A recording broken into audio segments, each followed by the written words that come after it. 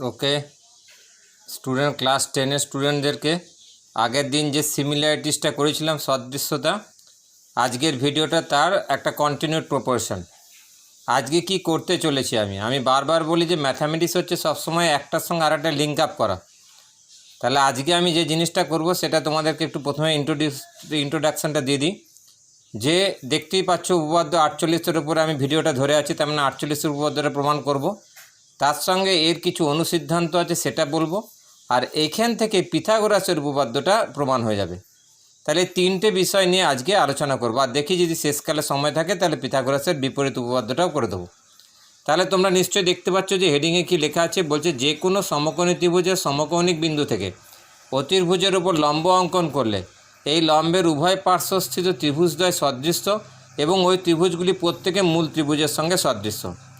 ঠিক আছে, তাহলে এবার আমি যে জিনিসটা বোঝাচ্ছি সেই দিকে চলে এসো।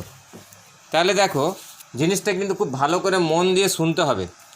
তাহলে এইখানে বলেছে এই জায়গাটা দেখো সমকোণী ত্রিভুজ, তাহলে যে কোনো সমকোণী ত্রিভুজ, তাহলে প্রথমে তোমরা বলবে যে বিএসি একটা সমকোণী ত্রিভুজ। ফার্স্টে বলছো বিএসি একটা সমকোণী ত্রিভুজ, দেখতে এটা সমকোণী লাগছে না। এই যে এই অ্যাঙ্গেলটা দেখতে পাচ্ছ না, এটা হচ্ছে 90 ডিগ্রি, তার মানে অ্যাঙ্গেল এটা 90 ডিগ্রি। সমকৌণিক বিন্দু, তার মানে এটা হচ্ছে সমকৌণিক বিন্দু। সমকৌণিক বিন্দু থেকে অতির্ভুজের উপর লম্ব অঙ্কন করলে, তাহলে এ বিন্দু থেকে বিসি এর উপর এডি লম্ব অঙ্কন করলাম। এই লম্বের উভয় পার্শ্বস্থিত ত্রিভুজদ্বয় সদৃশ্য, তার মানে এই ত্রিভুজটা, মানে এই যে লম্বের এই পাশে একটা ত্রিভুজ, এই পাশে একটা ত্রিভুজ, তাহলে এই দুটো ত্রিভুজ দুজনের সঙ্গে সদৃশ্য। আর কি বলছে, ওই ত্রিভুজগুলি মানে এই যে এরা মূল ত্রিভুজ কোনটা ছিল, সমকেন্দ্র বিএসি। তাহলে শিকার যেতে তোমরা কি লিখছো, ধরি বিএসি একটি সমকোণী ত্রিভুজ, সমকৌণিক বিন্দু এ থেকে বিসি এর উপর এডি লম্ব অঙ্কন করলাম। তাহলে দুটো সমকোণী ত্রিভুজ উৎপন্ন হলো, ত্রিভুজ বিএডি ও ত্রিভুজ এডিসি।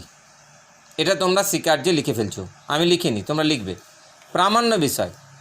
তাহলে দেখো এইখানে দেখো তিনটে ত্রিভুজ তৈরি হচ্ছে, একটা হচ্ছে তোমার বড়, একটা মেজো, আর একটা ছোট।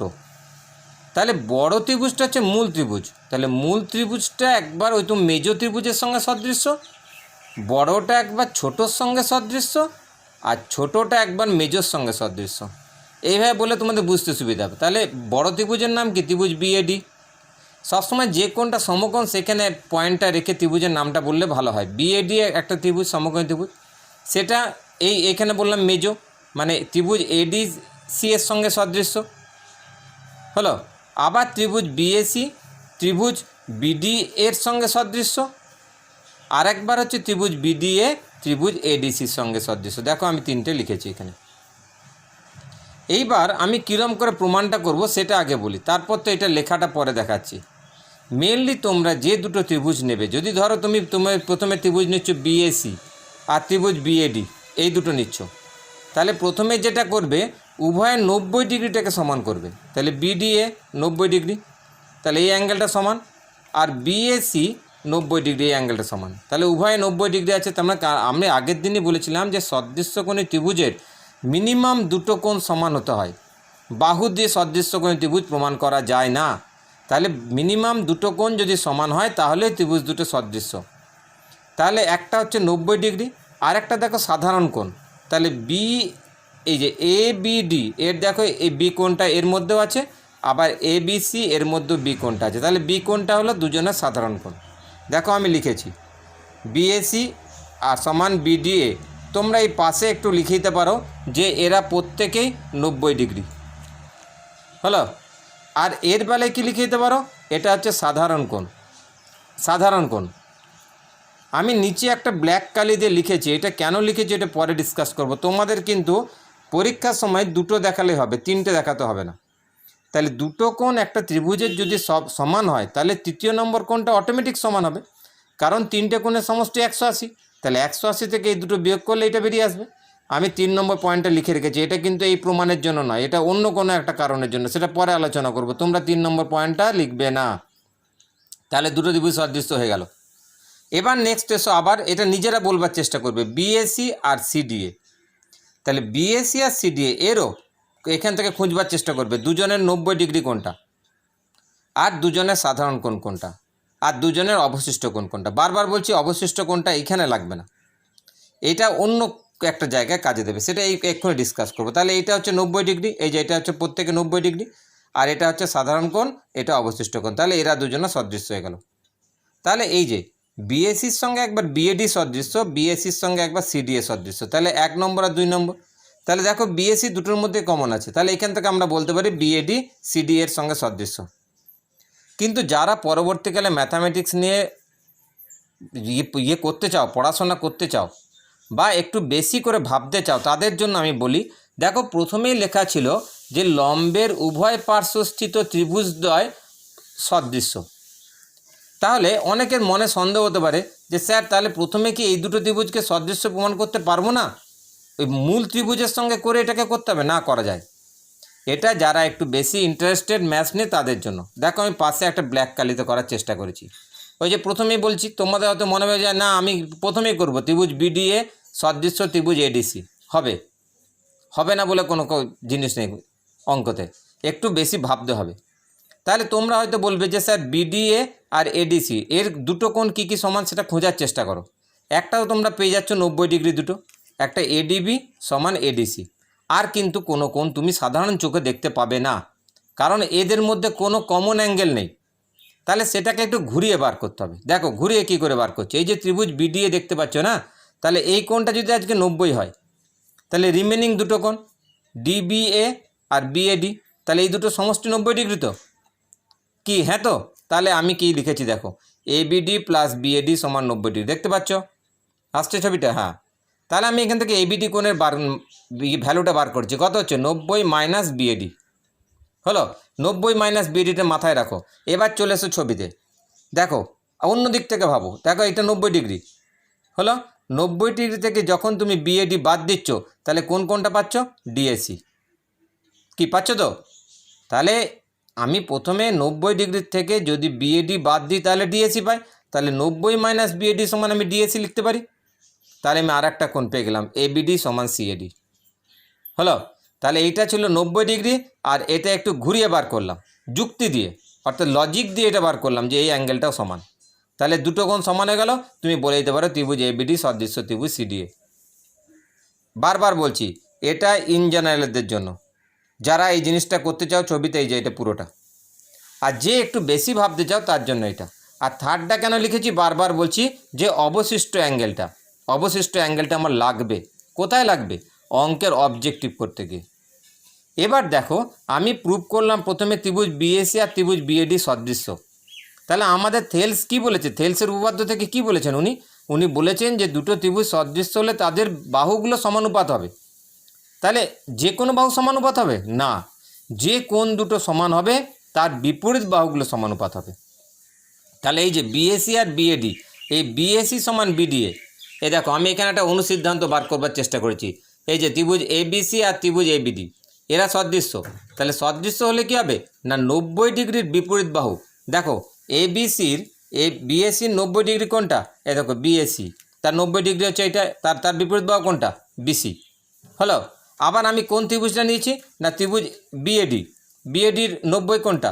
এই দেখো বিডিএ, এইটা 90, তার বিপরীত বাহু কোনটা? এবি।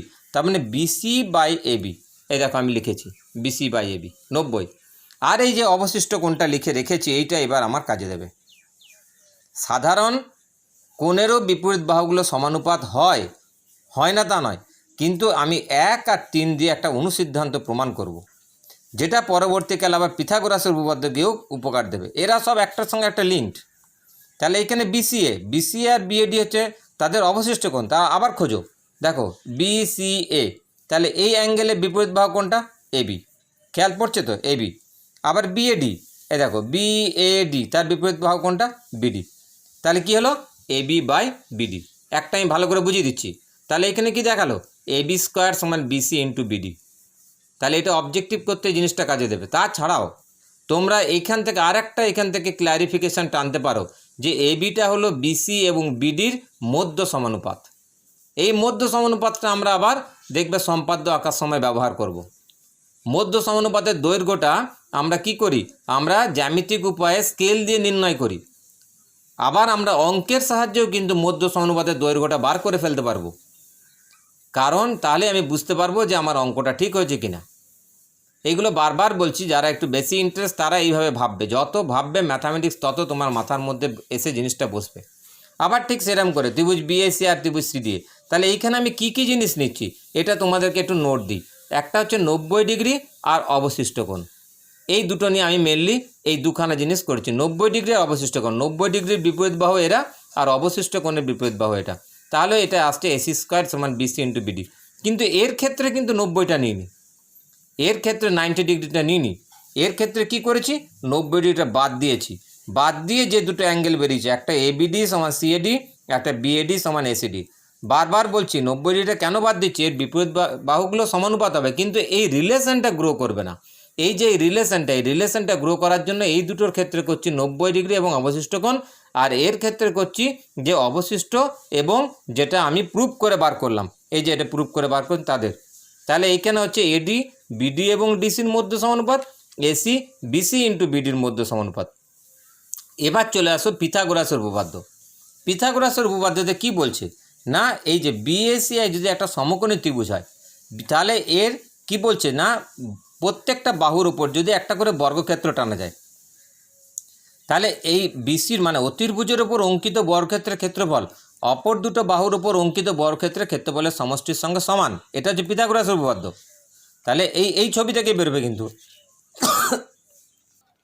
তাহলে আমরা কোথায় ছিলাম না, পিথাগোরাসের উপপাদ্য। তাহলে ওইটা বুঝতে পারলে, দেখো ওটার সঙ্গে কেমন করে লিঙ্কড। এটা কি বলছে যে কোনো সমকোণী ত্রিভুজের অতির্ভুজের উপর অঙ্কিত বর্গক্ষেত্রের ক্ষেত্রফল অপর দুই বাহুর উপর অঙ্কিত বর্গক্ষেত্রের ক্ষেত্রফলের সমষ্টির সঙ্গে সমান। দেখো ওই ছবি থেকে আমি তোমাদেরকে বুঝিয়ে দেওয়ার চেষ্টা করছি। এইভাবে তোমরা যখন বাড়িতে পড়বে তখন এইভাবে পড়বে। তাহলে আমাকে কি প্রমাণ করতে হবে, তাহলে স্বীকার্যটা কী লিখবে, যে ধরি বিএসি একটা সমকোণী ত্রিভুজ যার বিসি অতির্ভুজ, তাহলে বিসির ওপর যদি তুমি বর্গক্ষেত্র অঙ্কন করো তার ক্ষেত্রফল কত হবে, বিসি স্কোয়ার। আর দুটো বাহুর উপর যদি বর্গক্ষেত্র করো তার ক্ষেত্রফল AB square plus AC square. তাহলে দেখো আমার প্রামাণ্য বিষয়টা কি হলো, প্রামাণ্য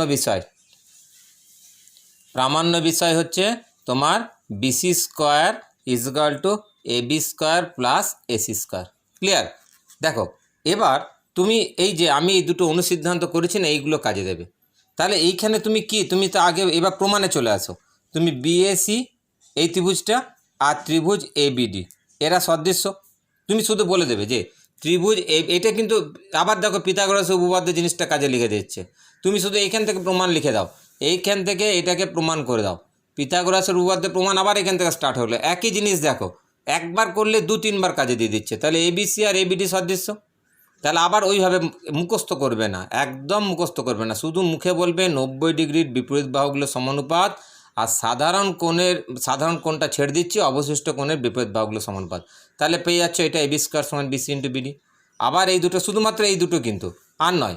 তাহলে এইটাকে তুমি 1 নম্বর দিয়ে দাও, এটাকে 1 নম্বর দিয়ে দাও, আর এটাকে তুমি 2 নম্বর দিয়ে দাও।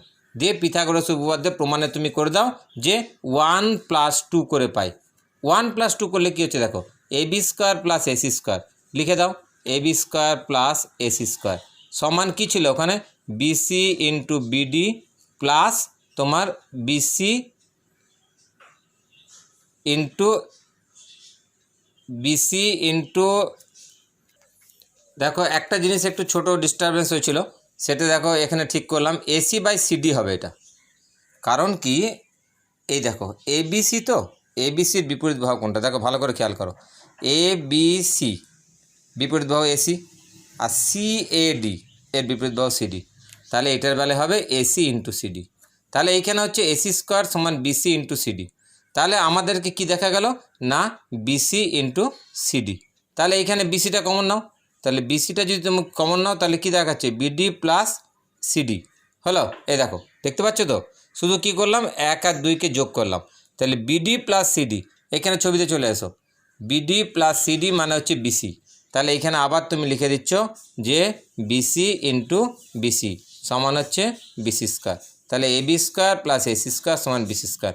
এইটাই ছিল আমাদের প্রামাণ্য বিষয়, অর্থাৎ কিচ্ছু না। তাহলে প্রথম তোমরা সদৃশ্যতাটা পড়ছো, সদৃশ্যতাটা পড়ার পর যারা বেশি একটু ইন্টারেস্টেড স্টুডেন্ট তারা দেখবে এই দুটো ত্রিভুজ কী করে সদৃশ্য হচ্ছে, এটা করবে। এই অনুসিদ্ধান্তটা থেকে আসছো, তারপর এইখান থেকে তুমি পিথাগোরাসের উপপাদ্যটা একবারে টেনে নেবে, তাহলে দেখবে 3টে হয়ে যাবে। তাহলে আর একটা শুধু বাকি রইলো পিথাগোরাসের বিপরীত উপপাদ্য। দেখো পিথাগোরাসের বিপরীত উপপাদ্যটা বারবার বলছি, উপপাদ্যগুলো কিন্তু মুখস্থ করবে। পিথাগোরাসের উপপাদ্যটা মুখস্থ করবে, কারণ পরীক্ষার সময় অনেক সময় দেয় যে পিথাগোরাসের উপপাদ্যটা বিবৃত করে প্রমাণ করো। তাহলে পিথাগোরাসের বিপরীত উপপাদ্য কী বলছে, ঠিক ওর উল্টোটা। মানে এবার তোমাকে অতিভুজ স্কয়ার সমান লম্ব স্কয়ার প্লাস ভূমি স্কয়ার দিয়ে দেবে, তারপর তোমাকে প্রমাণ করতে হবে ত্রিভুজটা সমকোণী ত্রিভুজ। আর পিথাগোরাসের উপপাদ্য বলে দিয়েছিল ত্রিভুজটা সমকোণী ত্রিভুজ, দিয়ে প্রমাণ করতে দিয়েছিল অতিভুজ স্কয়ার সমান লম্ব স্কয়ার প্লাস ভূমি স্কয়ার। তাহলে এখানে কি বলছে, যে কোনো ত্রিভুজের একটা বাহুর ওপর অঙ্কিত বর্গক্ষেত্রের ক্ষেত্রফল অপর দুই বাহুর উপর অঙ্কিত বর্গক্ষেত্রের ক্ষেত্রফলের সমষ্টির সঙ্গে সমান হলে তাহলে কী হবে না, প্রথম বাহুর বিপরীত কোণটা সমকোণ হবে। তাহলে এখানে কিন্তু এটা যে কোনো একটা ত্রিভুজ, এটা কিন্তু সমকোণী ত্রিভুজ নয়। তাহলে আমরা প্রথমে যদি এই ত্রিভুজটা নিই, ত্রিভুজ ACB একটা যে কোনো ত্রিভুজ, সমকোণী নয়, দেখতে সমকোণের মধ্যে সমকোণী নয়, প্রমাণ করব সমকোণ এটা। তাহলে তার কি করছে না, যে কোনো একটা বাহুর ওপর যদি বর্গক্ষেত্র অঙ্কন করি, মানে AB square is equal to BC square plus AC square যদি হয়, তাহলে প্রমাণ করতে হবে যে অ্যাঙ্গেল ACB সমান 90 ডিগ্রি। অর্থাৎ আমাকে অ্যাঙ্গেল ACB সমান 90 ডিগ্রি প্রমাণ করতে হবে। এইটা হচ্ছে আমার প্রামাণ্য বিষয়, এটা প্রামাণ্য বিষয়। আর দেওয়া আছে কি না, গিভেনটা কী জিনিস দেওয়া আছে, যে দেওয়া আছে বা যেটা তোমার কি দেওয়া আছে না, এখানে AB square is equal to AC square plus BC square এটা দেওয়া আছে। অঙ্কনে কি করবে, এই দেখো অঙ্কনে কিন্তু এইটা কিন্তু স্টার্টিং নয়, আমি আরেকবার তোমাদেরকে দেখিয়ে দিচ্ছি অঙ্কনটা কীরকম করবে। একটা যে কোনো সরলরেখা অঙ্কন করবে। এবার কি করছো না, BCর সমান করে ধরো এইখানে FE তুমি কেটে নিলে, FE কেটে নিলে হলো। F বিন্দুতে একটা তুমি লম্ব অঙ্কন করলে, F বিন্দুতে একটা তোমরা যেমন লম্ব করো সেরকম একটা F বিন্দুতে একটা তুমি লম্ব অঙ্কন করলে হলো। ACর সমান করে তুমি FD অংশ কেটে নিলে, তারপর তুমি DE যুক্ত করলে। এইটা হচ্ছে মেন আমার দ্বিতীয় ছবিটা, এই যে আমি দ্বিতীয় ছবিটা যেটা এঁকেছি। আবার বলছি কি করছি, BC সমান করে FE অংশ কেটে নিলাম, F বিন্দুতে একটা লম্ব অঙ্কন করলাম, AC সমান করে FD কেটে নিলাম, DE যুক্ত করলাম। তাহলে তুমি এখান থেকে কী পাচ্ছ, তুমি এখান থেকে পাচ্ছ BC সমান FE, আর কি পাচ্ছ না AC সমান FD। আচ্ছা প্রমাণটাতে এসো, দেখো প্রমাণটাতে কী দেওয়া ছিল, প্রমাণটায় দেওয়া আছে যে আমাদের এটা দেওয়া ছিল AB স্কয়ার সমান AC square plus BC square. খেয়াল করো, AB স্কয়ার সমান AC square plus BC square, তোমাকে কী বললো অঙ্কন অনুসারে BC সমান EF, তাহলে BCর জায়গায় আমরা EF বসিয়েছি হলো। আবার AC সমান DF, এই যে FD বসিয়েছি। তাহলে FD বসানোর ফলে কি দেখা গেল না, জিনিসটাতে আসছে তোমার FD square plus FE square আসছে তো, FD square plus FE square. দেখো তাহলে এই যে ত্রিভুজটা, এই ত্রিভুজটা তো আমি এই যে এঁকেছিলাম DFE সমকোণী ত্রিভুজ। তাহলে সমকোণী ত্রিভুজ হলে পিথাগোরাসের উপপাদ্য থেকে আমরা কি পাই না, DE স্কয়ার সমান DF square plus FE square, কি পাই তো। তাহলে এই DF square plus FE square এর ভ্যালু কত, DE স্কয়ার, সেটা এখানে পুট করলাম। তাহলে AB স্কয়ার সমান DE স্কয়ার, তাহলে AB সমান DE। এবার এই যে দুটো ত্রিভুজ নিয়েছো, এটা কিন্তু আমি তোমাদের কী করে অঙ্কনটা হয়েছে সেটা এঁকে দেখিয়েছি, এটাকে আবার তোমরা পরীক্ষার খাতায় এঁকে লিখো না, মেনলি এই দুটো ছবি, এটা তোমাদের বোঝার সুবিধার্থে করলাম। তাহলে এবার এই দুটো ত্রিভুজকে আমি সর্বসম করব। দেখো আগে অঙ্কন অনুসারে পেয়েছি BC সমান EF, AC সমান কী পেয়েছি DF, আর এইমাত্র কী পেলাম AB সমান DE। দেখো আমি তিনটে লিখেছি পরপর, হয়েছে। তাহলে দুটো ত্রিভুজ সর্বসম হয়ে গেল। সর্বসম হলে কী হয়, অনুরূপ কোণগুলো সমান হয়। তাহলে ACB সমান অ্যাঙ্গেল DFE। আবার এই যে DFE কোণটার মান কত, DFE কোণটার মান হচ্ছে তোমার 90 ডিগ্রি, এই যে অ্যাঙ্গেলটার মান 90 ডিগ্রি। তাহলে এই কোণটা যদি 90 ডিগ্রি হয় তাহলে এই কোণটাও 90 ডিগ্রি, এই যে আমি লিখেছি। আবার DFE সমান 90 ডিগ্রি, তাহলে ACB সমানও হচ্ছে 90 ডিগ্রি। তাহলে যেহেতু ACB সমান DFE, তাহলে ACBর মান 90 ডিগ্রি। তাহলে এইটাই তো আমাদের প্রামাণ্য বিষয় ছিল, যে এই ত্রিভুজের যে কোনো একটা বাহুর ওপর অঙ্কিত অতির্ভুজের ক্ষেত্রফল অপর দুই বাহুর উপর অঙ্কিত অতির্ভুজের ক্ষেত্রফলের সমষ্টির সঙ্গে সমান হলে প্রথম বাহুর বিপরীত কোণটার মান 90 ডিগ্রি, তাই হলো ACB সমান 90 ডিগ্রি। তাহলে তোমাদের উপপাদ্যটা টোটালি শেষ হয়ে গেল। এবার তোমরা বাড়িতে এগুলোকে ভালো করে প্র্যাকটিস করবে।